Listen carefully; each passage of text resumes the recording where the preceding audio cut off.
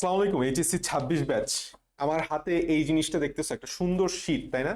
এটা হচ্ছে biology academic two admission ব্যাচের একটা কম্প্যাক্ট শীট। রেচন এবং আমাদের যেই বর্জ্য নিষ্কাশন চ্যাপ্টারটা আছে, এই শীটটা একটু দেখো। এটা হচ্ছে এই টোটাল শীটে মাত্র 5টা টপিক আছে।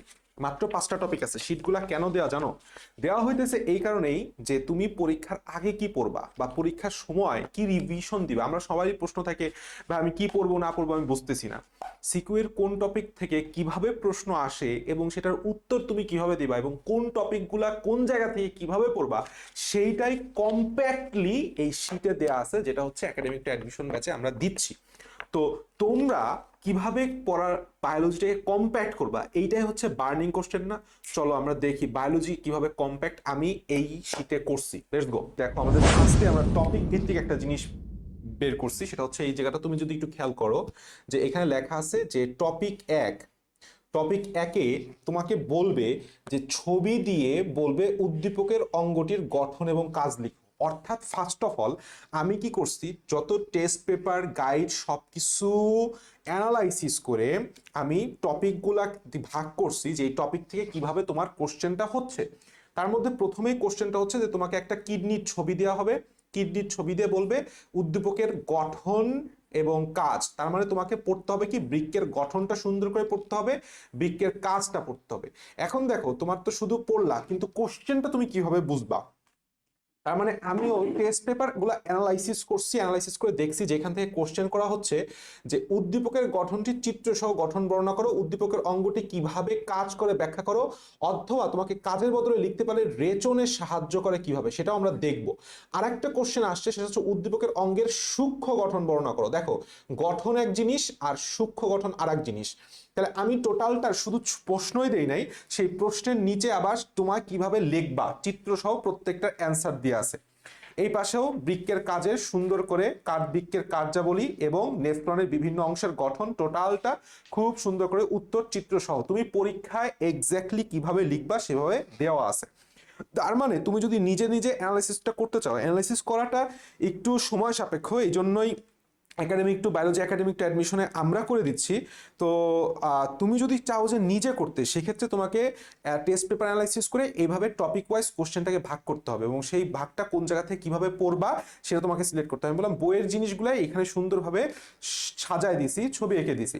তুমি যদি একটু খেয়াল করো, আমি যদি একটা টপিক 2-তে যাই, দেখো টপিক 2টা তুমি যদি একটু খেয়াল করো, আমাদের টপিক 2-তে আসি।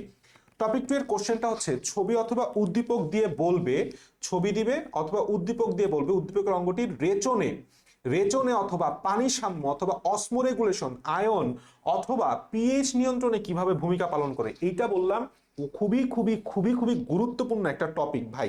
বিশেষ করে অসমোরেগুলেশন আর একটা হচ্ছে এই যে রেচনে কিভাবে সাহায্য করে।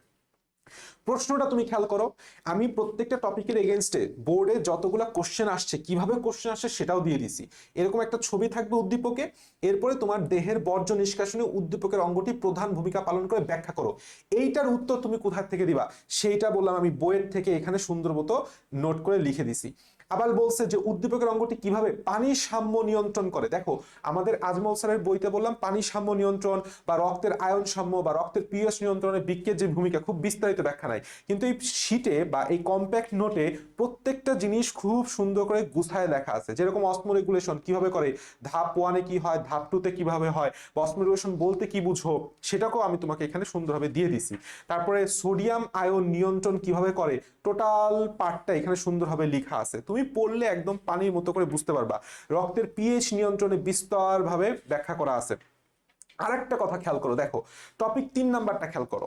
টপিক 3, তাহলে টপিক 3-এর পরে আমার এখানে লেখা আছে, সেটা হচ্ছে গ্লোমেরুলাসে আলট্রা ফিল্ট্রেশন, মূত্র সৃষ্টি, বিভিন্ন অংশে পুনঃশোষণ। অর্থাৎ তোমাকে এরকম একটা চিত্র দিয়ে বলবে, এ মার্ক করবে, এ মার্ক করে তোমাকে বলবে যে এই জায়গাটা আসলে কি ছিল এবং এই অংশে রেচনে বা মূত্র সৃষ্টিতে কিভাবে ভূমিকা পালন করে। তাহলে তুমি বুঝতে পারতেছো যে এটা হচ্ছে আমাদের কি, গ্লোমেরুলাস। এখন গ্লোমেরুলাসে আমাদের রেচনে কি ঘটে, ফিল্ট্রেশন ঘটে। আমি বললাম সেটাও এখানে নোট করে লিখে দিছি যে নোট, এ হলো গ্লোমেরুলাস। গ্লোমেরুলাস যদি বলা হয় যে এ অংশ কিভাবে রেচনে সাহায্য করে, তখন শুধু আলট্রা ফিল্ট্রেশন লিখতে হবে। অনেকে এটা বুঝে না, অনেকে সম্পূর্ণ মূত্র সৃষ্টি লিখে দেয়, কিংবা এটা যে আসলে কি লিখতে হবে সেটাই অনেকে বুঝে না। অর্থাৎ এই শীটটা বা এই কম্প্যাক্ট নোটটা খুবই খুবই গুরুত্বপূর্ণ ফলো করার জন্য। আইদার তোমার আমার ব্যাচে আমার কম্প্যাক্ট নোট বানাইতে হবে, বা অন্য কারো কম্প্যাক্ট নোট পড়তে হবে, অথবা নিজের কম্প্যাক্ট করতে হবে ভাই। আর একটা দেখো, কিন্তু বি যদি বলে, বিটা কি, বিটা হচ্ছে টোটাল নেফ্রন। বিটা কি, টোটাল নেফ্রন। যদি বি বলে, নেফ্রন বললে পুরা মূত্র সৃষ্টি লিখতে হবে। তাহলে আমি এখানে টোটাল মূত্র সৃষ্টি চিত্র সহকারে খুব সুন্দর করে বললাম, দিয়ে দেওয়া আছে। বৃক্ক নালিকা কি কি পুনঃশোষণ হবে। তার মানে তুমি যখন রিভিশন দিবা, তাহলে রিভিশন দেওয়ার সময় কি বলতো, তুমি যদি জাস্ট এই 3টা টপিকের যেই প্রশ্নগুলার উত্তর আমি এখানে শিটে দেওয়া আছে, তুমি যদি এটা পড়ে যাও, তোমার সিকিউ 100-এ 100 কমন। এইভাবে হইতেছে প্রত্যেকটা অধ্যায় সুন্দর করে কম্প্যাক্ট করা যায়। অ্যান্ড যদি কম্প্যাক্ট করতে চাও, আইদার আমি যেই প্রসেসে বলছি সেই প্রসেস তোমার করতে হবে, অথবা তুমি চাইলে একাডেমিক অ্যাডমিশন ব্যাচেও জয়েন হইতে পারো। অবশ্যই মনে রাখবে কুপনটা ইউজ করো। কুপন হচ্ছে বায়ো26, বড় হাতের বি, বড় হাতের আই, ও 26। এই কুপনটা ইউজ করলে এক্সট্রা ডিসকাউন্ট পাওয়া যাবে। Best of luck.